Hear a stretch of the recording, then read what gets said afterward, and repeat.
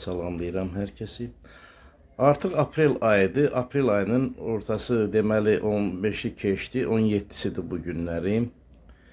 Hamı sevinir ki, daha qışdan çıxdıq, yay başladı. Daha bilmirlər ki, problemlər indi başlayır. Qış vaxtı su hər vaxtı verildi. Hər gün paşdı bir bazar gün dördüsə məhəllələrə, əhaliyə su verilirdi. O vaxtı kiminsə satdığı bu elə-belə yol düzəltdiyi, nə bilim palçıqların içi ilə gətirdiyi su hamıya problem olub.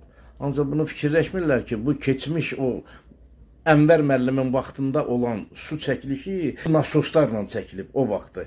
Çəkilib heç nə. Həmən nasoslar da indi bərbad vəziyyətdə, pis vəziyyətdədir, işləmir. Ona görə də bu əhali əziyyət çəkir. Buna baxan yoxdur. Su idarəsinə nə qədər zəng eləyirsən, deyirsən elə deyir düzələcək, düzələcək. 2 ildir elə heç düzəlmir. Yalandan nasosları düzəldirlər. 3 gün işləyir, 4 gün işləyir.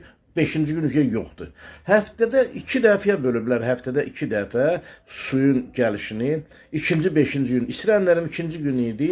2-ci günü zəng eləyib 2-3 adam məhəllədən soruşurlar ki, bu su nə tər olacaq. Mən də zəng eləmişəm su idarəsinə. Deyirlər, su verilib. Ancaq 1 qram da su yox, yalandan deyir. Gəlib bu üzrə soruşuram, yaxşı bir onların işlədiyi vəzifəli bir şəxsdən deyir ki, su deyir nasoslandı, nasoslar hamısı xarab olub. Görəsən bu nasosları kim almır? Onda müraciət edin xalqa, bu cəmaata payıqan kimi düşən küçələrə nasos alaq verək sizə. Ha, su idarəsi. Aparın suya nasos qoyun, bu cəmaat əziyyət çəkməsin. Yay gəlir qabaqdan. Ağaclar, nə bilim mən, ağaclar cəhənnəm, cəmaat susuzdan yanır. Onsuz da 2 ildir, 3 ildir bu sudan bəzi o lap imkansız adamlar istifadə edir. Qalan adamlar hamısı Laxıcdan gətizdirir, 20 litri 1 manata, 1 manat 20 qəpiyə, belənçi idi vəziyyət. May ayından, yəqin ki, iyun ayından başlayacaq su cəmaata tələbat artacaq suya. Onda nə edəcəklər bu?